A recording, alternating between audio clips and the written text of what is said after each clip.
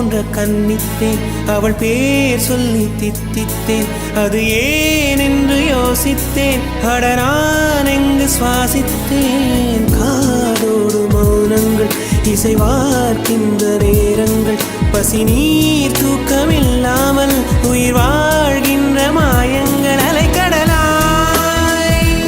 இருந்த மனம் துளி துளியாய் சிதறியதே ஐம்புலனும் என் மனமும்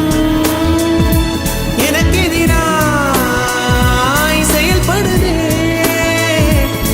விழி காண முடியாத மாற்றம்